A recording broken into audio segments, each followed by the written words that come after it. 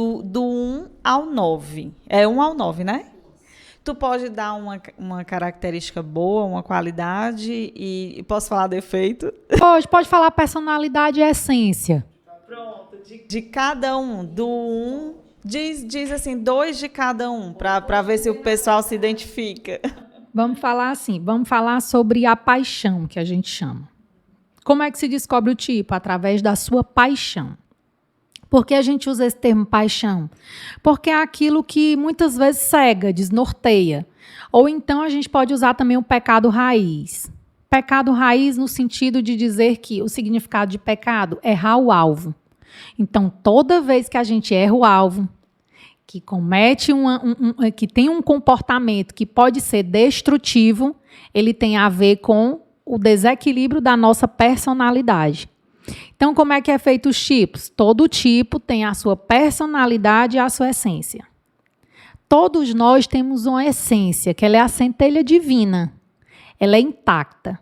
Aí o que é que acontece? A gente nasce com essa essência e no decorrer da vida vai perdendo essa inocência como se fosse e vai criando a máscara da personalidade. Mas é necessário.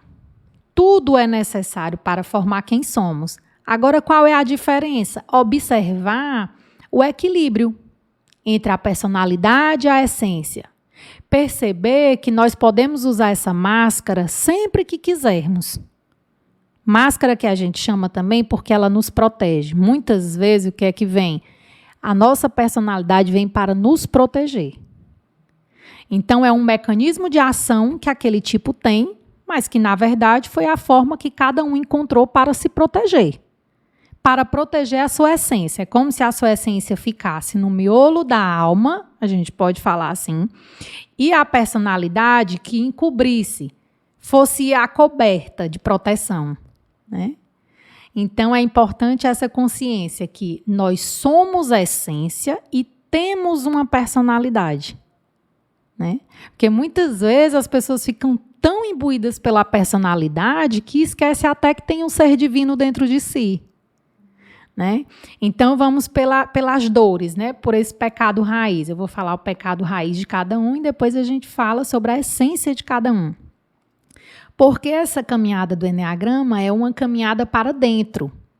Eu descubro a minha parte externa, vamos dizer assim em termos bem simples, a casca do abacaxi, e aí eu descubro que lá dentro tem um fruto doce.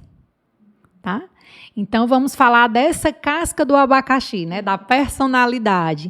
Então, vamos para os tipos práticos, né? Os tipos 8, 9 e 1. Tá? O tipo 8 é a luxúria.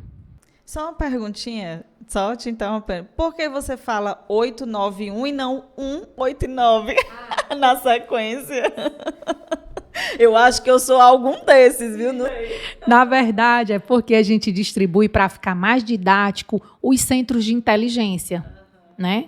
E, na verdade, pelo Eneagrama, por quê? Porque, na verdade, existem leis matemáticas. O Eneagrama tem mais ou menos aí, são fragmentos, né? Todo momento está sendo unido fragmentos do Eneagrama. Então, mais ou menos aí 2.500 anos, né? Aí outra hora tem pesquisadores que já têm indícios na Babilônia de mais ou menos 4.500 anos. Então, assim, são muitas formações de leis matemáticas. Então, esses números, eles não são aleatórios, eles vêm da lei matemática, lei do 1, lei do 3 e lei do 7. Então, o Eneagrama é um mapa matemático. Tá? Então, esses números ele vêm de acordo com os estudos, né? Que é um triângulo, tá? Um círculo e uma hexade. Na verdade, o símbolo do Eneagrama é formado por 3 figuras geométricas. Tá? E esses números eles vêm desses estudos. Então, se divide em centros de inteligência. E os centros de inteligência, a gente vai sempre começar. Se eu começar pelo emocional, vou começar pelo 2, 3 e 4, porque esse é o número que foi categorizado nas leis matemáticas, né? Então, se eu vou falar de racional, vai ser 5, 6 e 7. Porque quando se olhar o símbolo do Eneagrama, ele vai estar formado lá. Com 8, 9 e 1, tipo prático. 2, 3 e 4, emocional, entendeu? Então, tem toda uma explicação para isso, né? Que no curso, é por isso que é importante, entende, Carolina? Assim, essa questão do curso ou da mentoria individual. Por quê? Porque a gente começa desde os primórdios do Eneagrama e aí começa a ficar claro por quê, né? Que não é na sequência 1, 2, 3, né? Sim, então voltando, tu vai falar dos tipos práticos. Vou falar da personalidade e da essência, né? Pronto, aí nós vamos falar dos tipos práticos, que é o 8, 9 e 1. O 8, qual é a personalidade? Qual é o pecado raiz? É a luxúria, é o exagero. Então, tudo do 8 é demais, né? Então, assim, você já vai observando. É claro que tem outros comportamentos, né? Por exemplo, a agressividade, tá? Porque, normalmente, os tipos práticos, eles têm uma agressividade maior do que os outros tipos. Mas vamos aqui pela própria personalidade para ficar mais fácil para as pessoas se identificarem, né? Então, aquele exagero. Por exemplo, se vai fazer compras para casa, tudo é demais. Normalmente, passa o prazo da validade porque a pessoa comprou demais, entendeu? Mas é o exagero. E aí vem o 9. Qual é o pecado raiz do 9? É a indolência. É como se fosse uma preguiça de viver. Quem fala indolência ou preguiça? Aí a pessoa diz, olha, o 9 é preguiçoso. Não, ele tem uma forma diferente de agir. Ele evita conflitos. Todos são do mesmo centro de inteligência, mas olhe para você ver como cada um muda, cada motivação muda.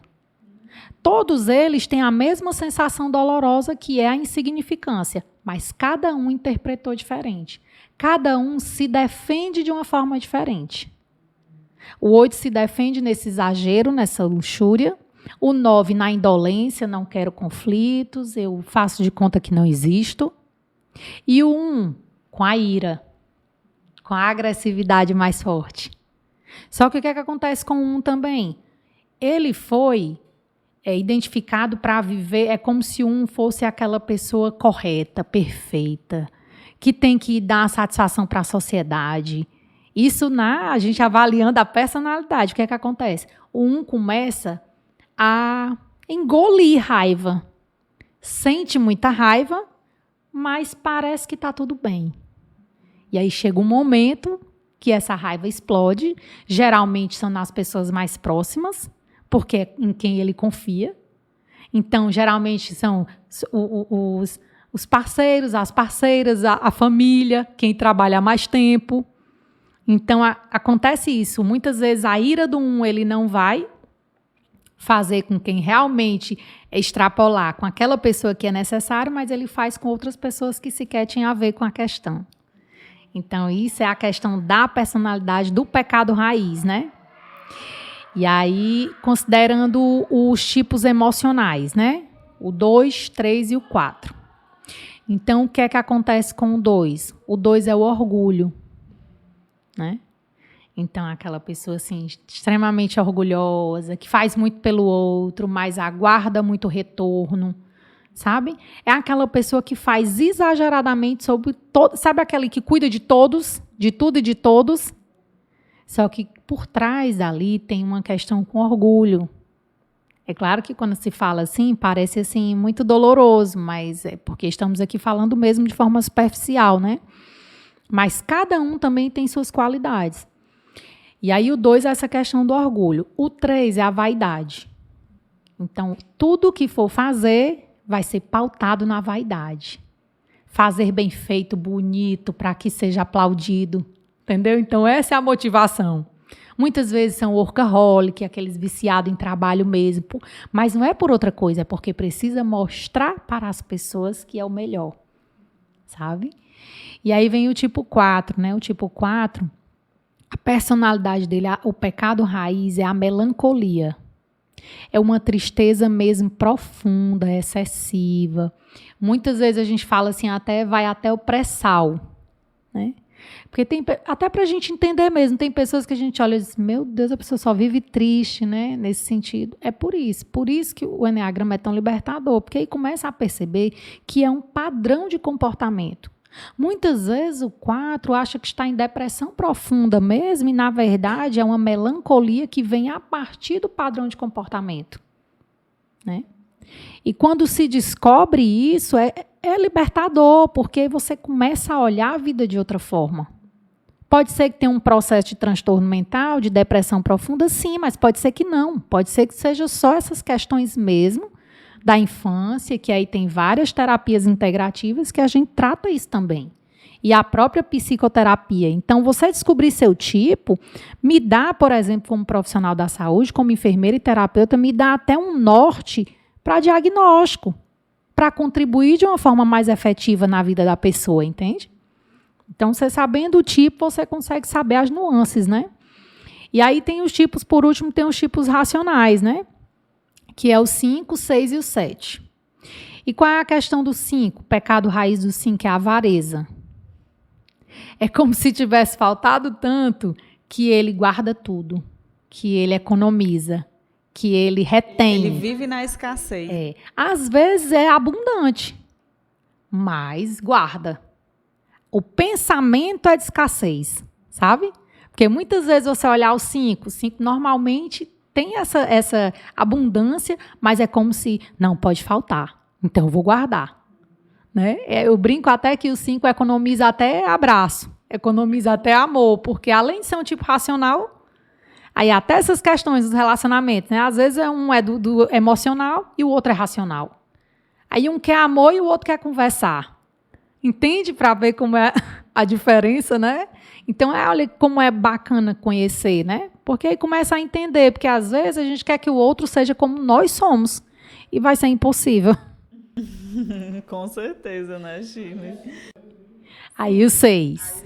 Isso, aí vai ter o 6. O 6, qual é o pecado raiz do 6? Né? A paixão do 6 é o medo.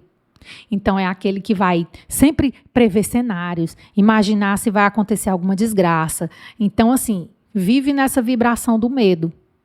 Que tem as questões boas também, porque aí o que é que acontece? Ele vai observar, antever cenários.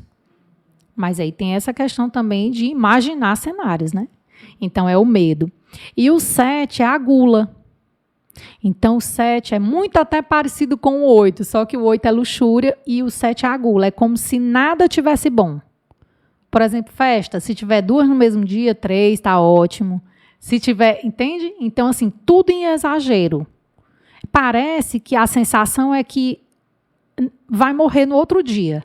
Então, tem que aproveitar a vida hoje, porque a vida é o hoje. Literalmente, o 7 vive o aqui e agora.